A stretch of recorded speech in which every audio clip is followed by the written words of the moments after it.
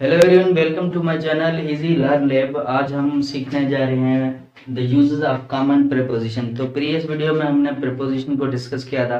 Preposition क्या होता है, कैसे यूज होता है, और उन कुछ कॉमन प्रीपोजिशन के यूजेस हमने प्रीवियस वीडियोस में सीखे थे।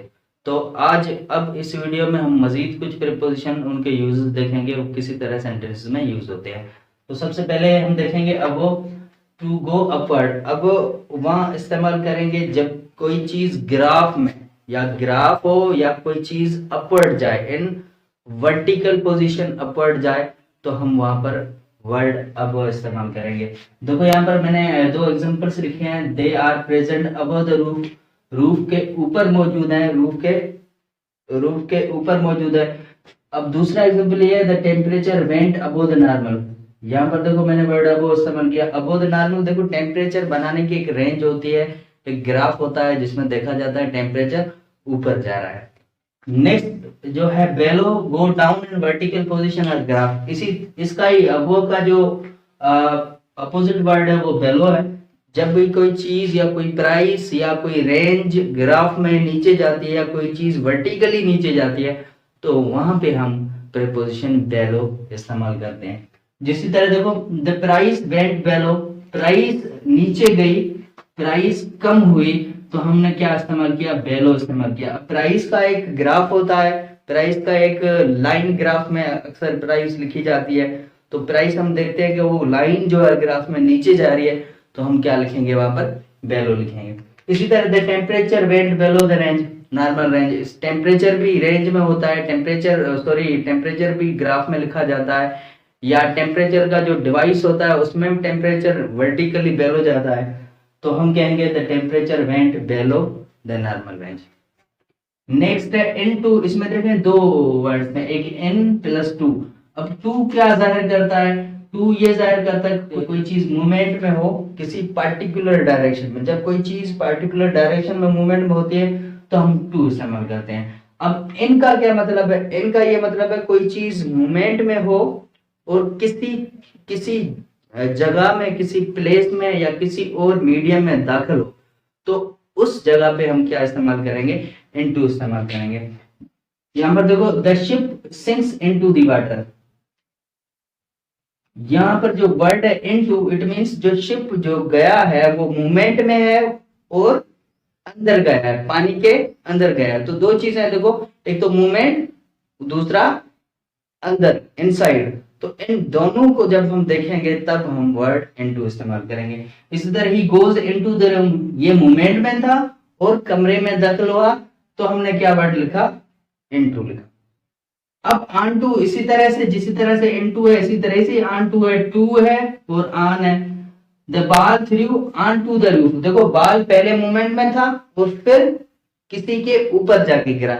कोई चीज अगर मूवमेंट में होती है और किसी के ऊपर आके गिरती है, या हम किसी चीज को मूवमेंट में लेके किसी चीज के ऊपर, दूसरी चीज के ऊपर रखते हैं, तो हम वहां पर प्रीपोजिशन ऑन टू इस्तेमाल करेंगे। जैसे ball threw onto the roof.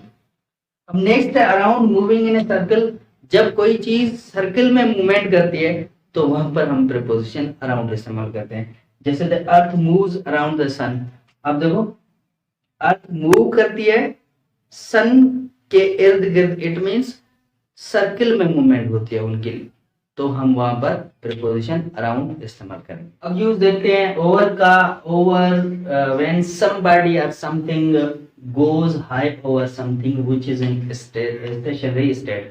जब कोई भी चीज या कोई भी पर्सन या कोई भी ऑब्जेक्ट जब एक किसी चीज के ऊपर से गुजरता है, उसके ऊपर से गुजरता है, लेकिन जिस चीज के ऊपर से गुजरता है वो चीज स्टेशनरी हो। एग्जांपल सो देखिए आप, the cat jumps over the wall. देखो मैंने यहाँ पर ओवर इस्तेमाल किया क्योंकि जो वॉल है वो स्टेशनरी है, वो मूवमेंट में नहीं है। और कैट जंप्स, कैट ने जंप लगाया वॉल के ऊपर से, जबकि वॉल जो है वो स्टेशनरी है। इसी तरह birds fly over the hills, जो है वो स्टेशनरी है, एक जगह खड़ी है और उनके ऊपर से बर्ड्स फ्लाई करते हैं, ऊपर से गुजरते हैं, तो हमने क्या लिखा, birds fly over the hills. अच्छा, एक बात और याद रखनी है कि ओवर के और ये जितने सारे मैं प्रोनाउन आपको सिखा रहा हूँ इनके बहुत सारे यूजेस हैं, बहुत सारे यूजेस हैं, लेकिन मैंने कुछ यूनिक किस्म के यूजेस जो हैं वो आपको सिखा रहा हूँ। वैसे तो ओवर के बहुत सारे यूजेस हैं, जैसी तरह don't cry over spilled milk, he ruled over the country, तो इसी तरह के बहुत सारे यूजेस हैं, लेकिन मैंने कुछ यूनिक किस्म के कुछ यूजेस यहाँ पर आपको समझाए हैं। अब देखते हैं अंडर या बीनीथ। अंडर और बीनीथ का यूज एक जैसा होता है, इनमें कोई फर्क नहीं होता है। Means present under the surface of something, जब कोई भी चीज, कोई भी शख्स किसी चीज के सरफेस के नीचे, अब ये सरफेस है, इसके नीचे ये है, तो हम कहेंगे इसके सरफेस के, मार्कर हाथ के नीचे है, हाथ के सरफेस के नीचे है, तो हम कहेंगे यहाँ पर इट इज अंडर और बीनीथ द हैंड। तो ही मे रेस अंडर और बीनीथ द ट्री। इसी तरह यहाँ पर अंडर और बीनीथ जो प्रीपोजिशन है। अब आते हैं अपॉन के ऊपर। Pass upon another which is in movement, कोई भी चीज, समथिंग और सम पर्सन और ऑब्जेक्ट, जब भी कोई चीज किसी चीज के ऊपर, किसी दूसरे ऑब्जेक्ट के ऊपर गिरता है, लेकिन जो दूसरा ऑब्जेक्ट है वो मूवमेंट में हो, याद रखना मूवमेंट में हो, स्टेशनरी नहीं हो, तो यहाँ पर हम क्या इस्तेमाल करेंगे, अपॉन इस्तेमाल करेंगे। सपोज एक बस जा रही है, बस उसके ऊपर कोई परिंदा गिरता है, अब बस जो मूवमेंट में, तो इसी तरह के जो सेंटेंसेस हैं तो हम वहां पे अपॉन इस्तेमाल करेंगे। ओके, एक और यहाँ पर मैंने एग्जांपल लिखा है, tiger runs that after the deer, tiger deer के पीछे दौड़ा, एंड जंप्स अपॉन इट। अब देखो डेयर जो है मूवमेंट में और टाइगर ने उनके ऊपर जंप लगाया। नेक्स्ट जो अबाउट, वैसे अबाउट के बहुत सारे यूज हैं, लेकिन यहाँ पर कुछ यूनिक किस्म का यूज आपको बताना जा रहा हूँ।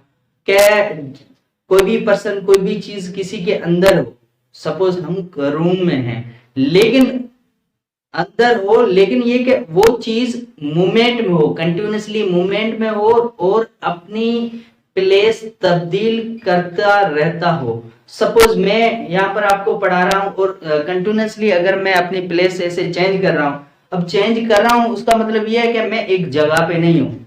मैं यहाँ पर ऐसे नहीं लिखूंगा कि I am in the room, मैं ये लिखूंगा I am about the room. क्यों? क्योंकि मैं जगह तब्दील कर रहा हूँ। तो इसी तरह के जो सेंटेंस में देखो, जिसमें कोई ऑब्जेक्ट, कोई चीज कंटिन्यूसली किसी की चीज के अंदर है और कंटिन्यूसली अपनी प्लेस चेंज कर रहा है, तो इसी तरह के जो सेंटेंस है उसमें हम अबाउट इस्तेमाल करते हैं। Players are running about the ground, in the ground नहीं लिखें, क्योंकि यहां पर हमने वर्ड क्या लिखा है, रनिंग लिखा है। रनिंग से हमें ये पता चलता है कि जो प्लेयर्स हैं वो कंटिन्यूसली अपनी प्लेस चेंज कर रहे हैं। बाय और विद का हम यूज देखते हैं। मैं पहले भी बता चुका हूं कि इनके यूजेस बहुत सारे होते हैं, लेकिन कुछ यूजेस मैंने यहाँ समझाया है, तो ये याद रखना है, ठीक है।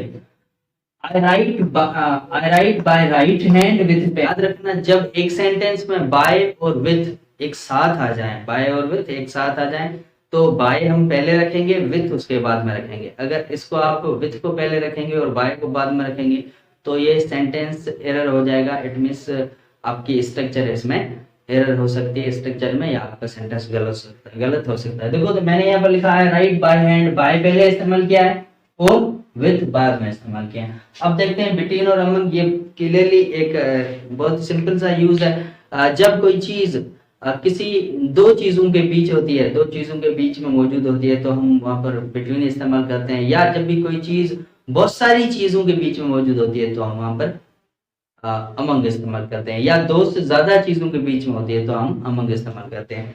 जैसे मैंने लिखा है कि B is between A and C, A and C के बीच में बी है, तो ए एंड सी दो चीजें हैं, उनके बीच में क्या है, बी है। अब अमंग का देखो, अमंग में लिखा है my home is among many buildings, बहुत सारी बिल्डिंग्स है उनके बीच में, दो नहीं बहुत सारी बिल्डिंग्स है उनके बीच में मेरा घर है, तो अमंग इस्तेमाल किया है। या हम ये कह सकते हैं they are fighting among many people, बहुत सारे लोगों के बीच में वो लड़ रहे हैं, तो इसमें हमने क्या लिखा, अमंग लिखा, क्योंकि जिनके बीच में लड़ रहे हैं वो बहुत सारे लोग हैं, ठीक है। अब अलोंग इस्तेमाल करते हैं move side by side to the other, जब एक चीज के साथ आप चलते हो या उनकी साइड से चलते हो तो वहां पर हम अलोंग इस्तेमाल करते हैं। उसलिए होता है कि जब आपसे कोई पूछता है कि भाई फलां घर कहाँ है, तो आप उनको ये कहते हैं कि ये गली लेकर जाओ, या ये जो है वाल जा रही है इनके साथ जाओ। आप वाल के साथ कैसे जाएंगे, आप तो उनके साइड पे जाएंगे ना, तो इसी तरह के जो सेंटेंस है उसमें हम अलॉन्ग इस्तेमाल करेंगे। देखिए they went along the wall, अब वॉल नहीं गई है लेकिन वो वॉल की साइड बाय साइड गए हैं, तो हमने क्या इस्तेमाल किया, अलग इस्तेमाल किया। उनके बाद against two things are opposite in direction, जब दो चीजें एक साथ रखी हुई हो और उनका डायरेक्शन अपोजिट हो, जैसे इसका डायरेक्शन ये, इसका डायरेक्शन ये, मैं ऐसे करता हूं तो यहाँ पर वर्ड को इस्तेमाल होगा, जो वर्ड इस्तेमाल होगा वो अगेंस्ट इस्तेमाल होगा। Keep the ladder against the wall, अब लेडर का डायरेक्शन इस तरफ है, वाल का भी उसके ऊपर इस तरफ प्रेशर है, तो दोनों अपोजिट डायरेक्शन में, अपोजिट एक दूसरे के अपोजिट है, तो हमने वहां पर इस्तेमाल क्या करना है, अगेंस्ट इस्तेमाल करना है। लास्ट में है word opposite, present in opposite side. Present in opposite side का मतलब ये होता है कि आमने सामने दो चीजें आमने सामने हो, जैसे आपका यहाँ घर है, सामने कोई चीज है जिनका फेस, जिनका जो आगे वाला ऐसा आपके घर की तरफ है, या एक घर आपका है उसके सामने दूसरा घर है, तो आप क्या कहेंगे कि दोनों घर जो है वो अपोजिट है। याद देखें, the airport is opposite my home, जो एयरपोर्ट है वो मेरे घर के सामने है, एयरपोर्ट का जो गेट है या वो हम कहेंगे वो घर की तरफ है और घर एयरपोर्ट की तरफ है। ठीक है, मुझे उम्मीद है ये आपको लेक्चर समझ में आ गया होगा, और भी बहुत सारी यूज हम डिस्कस करेंगे। Thank you, thanks for watching. Video को लाइक जरूर करिएगा, कमेंट दिएगा और